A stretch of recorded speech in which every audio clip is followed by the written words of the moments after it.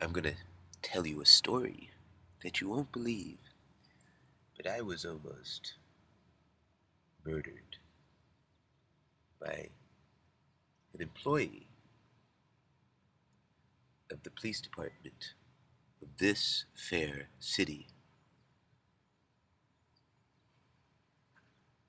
This beautiful city at the edge of the West. We are, of course, here. This is where it happened. This is where he parks it here. He comes at me. I've got my hands up in the air. And there are the student Samo High witnesses right here. And I have just said to them, please witness what is happening. Be a witness, please. They were right over there. There were either 2 or 3 of them, I can't tell. The 2 I saw were girls. There seemed to be a third person that I couldn't quite see right over here. And this is where the paramedics could have removed my body and brought it to the morgue.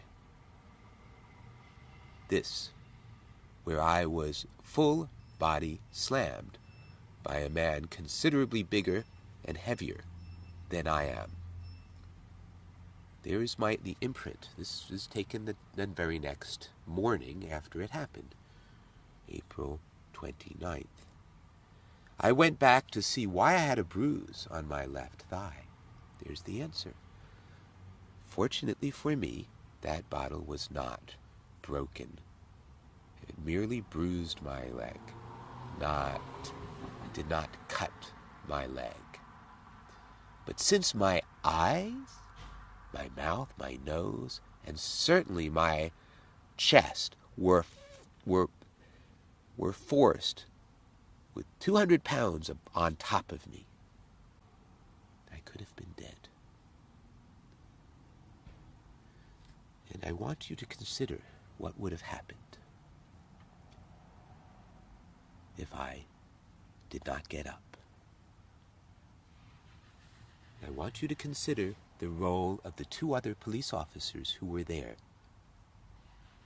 Were they there for backup to make sure that the arresting officer would not get hurt?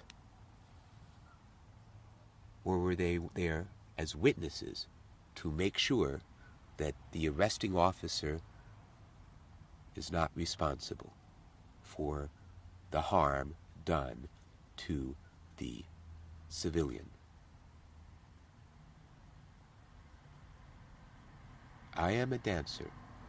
I dance in public. Not everybody likes the fact that a person gives himself permission to do what the First Amendment of our Constitution says we can do. We have the right to express ourselves. Speech does not only occur through words. It can also occur through gestures, through actions. Making a painting is an expression that is protected by the U.S. Constitution. People cannot say, we don't like your painting, and therefore we're going to put you in jail because we don't like your painting. People cannot say that about anybody who is expressing themselves in a way that does not stop anybody from doing what they're doing. Just because it's in public and just because it's in the sight of people doesn't mean that some people have the right to get that person off the street. Doesn't mean that at all. In Vladimir Putin's Russia, in China, oh yeah, in Syria, sure, North Korea, of course. These are just normal things that somebody doesn't like you. If the person's in power, they just use power to make you suffer or get rid of you altogether. That's fine in Vladimir Putin's Russia. That's fine in Bashar Assad's Syria. That's fine in Kim Jong-il or whatever. I keep forgetting the names. The first one was Kim Il-sung, and then his son was Kim Jong-il, and the grandson, who has nuclear weapons by the by. And the rest of the world says, oh, well, what are we going to do with these murderous people? Murdering people. These people murder other people. And you know what? People are people everywhere. And when the government begins to allow or to promote the use of the kind of people that Adolf Hitler used before he got into power, but then after he became in power, he made them an official part of the government. The brown shirts, who then, because this guy Eric Romer guy wasn't quite the head of the brown shirts, well, Hitler decided it was time to get rid of this guy, and that's where he brought in that nice guy Himmler with the black shirts, who were much more professional. They weren't just a bunch of thugs. These were highly sophisticated murderers. And it is up to us, all of us who are alive today,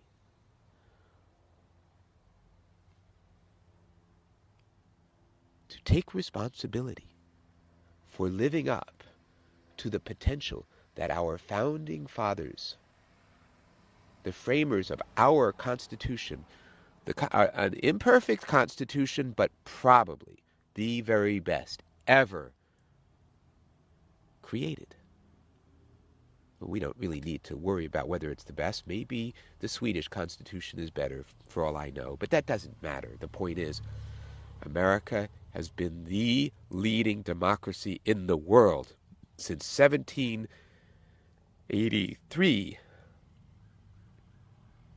Since 1776 is when people said, we are going to take responsibility for our own future. It is not up to some king to decide what we should do. It is up to the people.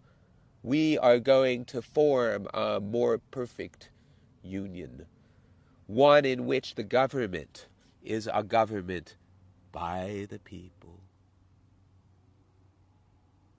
of the people, and for the people.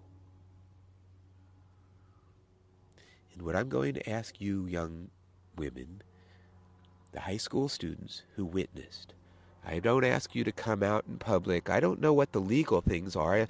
There is going to be a lawsuit, and we will be asking for witnesses. The two police officers who witnessed are going to be given an opportunity to tell the truth. If they decide to perjure themselves, they will go to jail for perjuring themselves. If they decide to tell the truth, the man who put my life at risk will no longer be getting paid by the citizens of this city.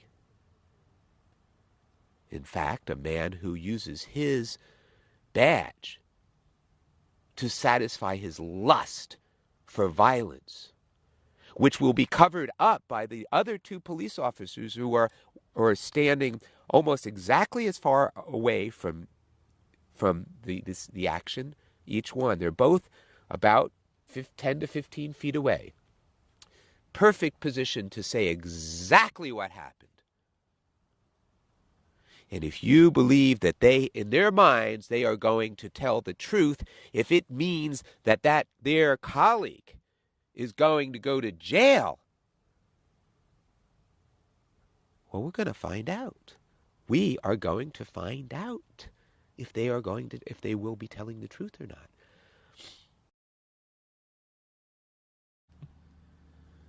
So what I'm going to ask you, young ladies from Samo High, I think you are, because it was right after school was out, and you looked like you were carrying books, or you had backpacks, and you looked high school age. So I'm going to ask you, don't worry about being called to the witness stand in court. I don't really think that would happen because of your age. But the fact is, you have eyes, you saw what happened, and there were at least 2 of you, maybe 3 of you. So what I'm going to ask you two to do is talk to each other and just be as clear about your memories as possible. And if the two of you or three of you have slightly different memories of a detail, don't worry about it. It's not about coming up with one story. It's just whatever people remember. And if in fact there is a difference of opinion, then I would ask each of you to say, yeah, well, my friend thought it was this, but I thought it was that. That's the witnessing. And what I ask you to do, and I ask you not just for myself, because, you know what, actually I have several other lawsuits going on, especially one in Bruce Springsteen's town in New Jersey, where the judge is definitely not going to have a job at the end of this. And it's not, again, even for here, I do expect actually to make some money out of this, but that's never been my intention. If I'm going to make money, it's because people like what I do and pay me to do what I do, not because I sue towns. However, I've got a lawsuit in this place called Colts Neck, New Jersey. I've got a lawsuit with the Sheriff's Department in Los Angeles, because the people in the Sheriff's Department worked together with this judge in New Jersey to do something entirely extra legal. In other words, outside of the legal system. Outside. Or extra judicial. A judge has certain rights about doing certain things, but what he did to put me in jail, this guy in New Jersey, for a misdemeanor charge, which I will fight. I told him I was innocent. I wasn't doing anything wrong. I was dancing in public. That's all. And because of that, because I told him I was going to California for at least several months, and that I would like to take care of it when I get back. But he wouldn't let me. He gave me one extension, and then he played hardball. Basically said, "You come back here right away, or you're going to have a warrant for your arrest." And I sent him my credit card statements showing that shortly after the initial court appearance, when I pled not guilty, and I explained that I was going out to California for something that I planned on this for years. And I would come back when I can, and I'll clear it up. I have no other record. I want to clear this thing up. But I wound up in jail in Los Angeles, county jail, the sheriff's jail, which is quite a place. I got quite an education in my 10 days there, during which time I never saw a judge. I did spend the last day in court, supposedly. Court, meaning the building in which the court is. But I, like many, many people who are arrested, never see a courtroom. They are charged with crimes that they would have to prove they didn't do. And then they are offered a, quote, deal, unquote, to be taken right now. We'll give you a good deal, fella. Only 4 years at 80%, so that means only a little bit over 3 years for banging on your parents' door and having a neighbor call and accuse you of trying to break in, because that's one of the charges against you, fella. Attempted robbery of your own parents' house because you were banging on the door. And then, of course, we're going to add the fact that your parents and you have had a long history of having some difficulties, and a long time ago, they took an order of protection out against you, but then they said, you can come live here, but because the standard things that happens frequently between fathers and sons, especially when they're drinking, get into a big argument. And this guy got into a big argument with his father. He left the house, and then he came back, and he was banging on the door. And his parents, I think, did not want him in. They didn't want him to be in jail for 3 years, 3.2 years to be exact, but they didn't want him in. And then this neighbor called. And now here's another piece. Think about the difference. When somebody's banging on their parents' door, it is relevant that there's an order of protection still outstanding, but it's also relevant that the parents had invited him back in. So that order of protection doesn't stand if the parents invited him back into the house to live there. They just never lifted the order of protection. But now here's the real zinger. Not only was he banging on the door, not only did his neighbor accuse him of breaking in, which is now one of his charges, attempted robbery. It was one of his charges because a neighbor said she thought he was trying to break in. So that's his third charge. The second charge is the one about the order of protection. And the first one, and now this is very important, this man got in trouble before, quite a few years earlier. He had a prior. And because of the prior, the fact that he was banging on his parents' door, and the fact that a woman called the police and said she thought he was trying to break in, makes those crimes much more serious. Because one time before in his life, he did something. And for this, he's told by the so-called public defenders, while in a jail cell with 20 other guys, some of whom are freaking out because it's their first time in jail, others who are telling them to shut up, and you got to be careful, and there's no place to sit, and heaven forbid you need to use some toilet paper because somebody is using it as a pillow, and you better hope that they're going to let you have the toilet paper so you can take your crap in front of everybody else. And we all, could all smell your crap. That's the place where the legal process takes place in the Los Angeles justice system. In the jail cell, that is that man's courtroom, and he's now in jail for 3.2 years because he was thinking that he was going to have to disprove the attempted robbery charge. He was going to have to get his parents, who actually sound to me like they're not all that there, and have them come and say that they should have lifted the order of protection and blah, blah, blah. And he's thinking, oh my God, this isn't going to work. I'll just take the 3.2 years. And you know how much money that costs you and I? 3.2 years for this guy to be in jail for 3.2 years? And what about the cost to his life? His life's put on hold for 3.2 years because he was caught banging on his parents' door? So that's the education I got. Thank you to the judge.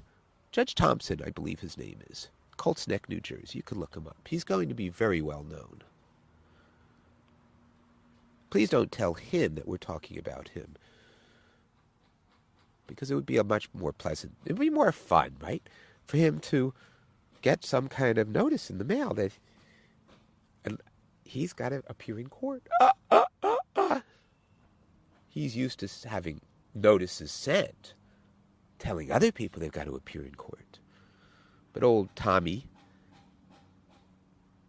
he's going to have to appear in court. And you know what? This is what needs to happen. Because the way we have had our democracy taken from us, though we must take our own responsibility for allowing it to happen, because in fact we have a system that could have stopped it. And we have a system that can stop it now, even though it's gotten pretty far down the road. We've got governmental agencies that are completely out of control. I personally do not believe that, quote, government is the problem. In fact, I think government must be part of the solution, just as police must be part of any society. You just can't have a society without policemen. But there's a difference between policemen who consider it their job to protect the peace versus policemen who feel it is their job to meet a quota, to make sure a certain number of people get brought in so that that the system can chew on them a little bit, and the money from your taxpayer dollars will go to support their activities, including the extraordinarily high costs of incarceration. And not just the monetary costs. What about the fact that the guy's not working for 3.2 years? What about the fact that after 3.2 years in jail, that his chances of getting a job have just gone down even that much more? And we've got governmental agencies that are trying to make this happen, to make sure that the jails are full. We've got 10,000 sheriffs in Los Angeles County, and their deputies, I'm sorry. We've got one sheriff. The rest of them are deputy sheriffs. We've got 10,000 deputy sheriffs. Got an election coming up, and we'll see. We'll see if we can put a person in who is going to actually clean things up. But I think our system is well-oiled enough, so to speak. Put quotes around it. What I mean by that is to say things are all like wrapped up. I mean, this part of the system supports that part of the system. And I think that one person coming in to clean up the sheriff's department is not going to be able to do it. There are a lot of people who are going to make sure it doesn't happen. And if the new sheriff happens to meet an untimely end on the highway, I mean, that can be arranged. It can. The whole world watched that guy who was a Russian dissident, or no, he was Ukrainian, I think. I forget. But he had actually been a politician in the Ukraine. And he was poisoned with plutonium poisoning, which can only be done with the help of a government. And he died a horrible, miserable death in the West, in the best hospitals. Nobody could cure him. Once that plutonium, or whatever it was was in his body, that was it. And we watched as he died. And that was a governmental assassination by the Ukrainian government, I believe. Outside of Ukraine, by the way. He wasn't in Ukraine when it happened. They traveled to kill him. And, it's not all that unusual. I'm sure the Syrians have people who come and kill people here or in other parts of the world. Just get rid of your enemies. I mean, Stalin did that to Trotsky. Trotsky was living in Mexico, and Stalin got people to come and kill him. Okay, in Mexico. It's the way things work. No, it's not the way things work all the time with everybody, not at all. And so that is why all of us, and you people who are in high school now, you don't have to worry about taking on the burdens of the world yet. But you do actually need to think that as you get older, you will have to. That's what growing up is all about. And to be honest, most adults these days are not grown up in terms of saying, what can we do to make sure our children's lives are safe and positive? The grown-ups of the world today are just not doing it. We're just not getting our act together. So you don't need to be the ones that do it instead of us. But you know what? Because you're still young, you have a kind of energy that we adults need. There's nobody more idealistic than a high school student, or middle school students too. Maybe up until the beginning of college or something.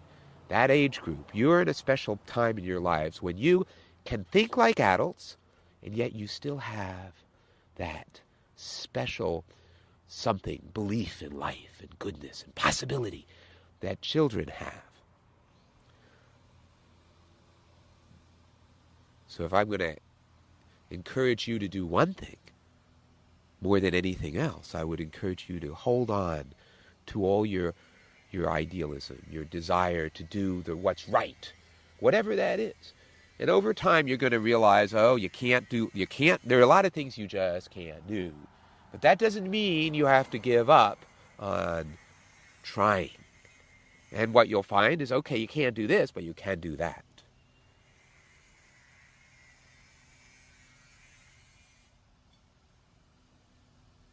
Well, I talked a lot more than I meant to. So I'm going to say goodbye. If you see me around, you'll see my face. If you see me in person, you'll see my face. Not online. Come back, because I'm going to keep talking. And oh, by the way, I want to tell you guys, you Samoa people, that I really enjoyed that Beatles concert last October. And I recorded it. And I danced to it. I danced to you guys. You're gonna lose that girl. Yes, yes, you're gonna lose that girl. That guy, I remember you, fella, young guy. I don't know. I remember you. You're thin, dark hair, short hair. I remember you singing, because that was, I believe, the very first song of the concert. It was a great concert. And that man who told us so many very interesting things about the Beatles. Wow, sir, thank you very much. It was a wonderful evening. And it was his comment. And then there was the Fathers Band, I forget what you guys call yourself. And so between the fathers, the young people, the man who has all that understanding of the Beatles and is such a good storyteller, all of you guys, it was a wonderful evening. I recorded it all, and I'm starting to dance. I did a little right afterwards, and then I went on to other things. But now that I'm back, and you're going to see me dancing to the music that you guys made last October. And I feel good about it, because I love listening to you guys. And, yeah. Okay, with that, I'm going to say goodbye.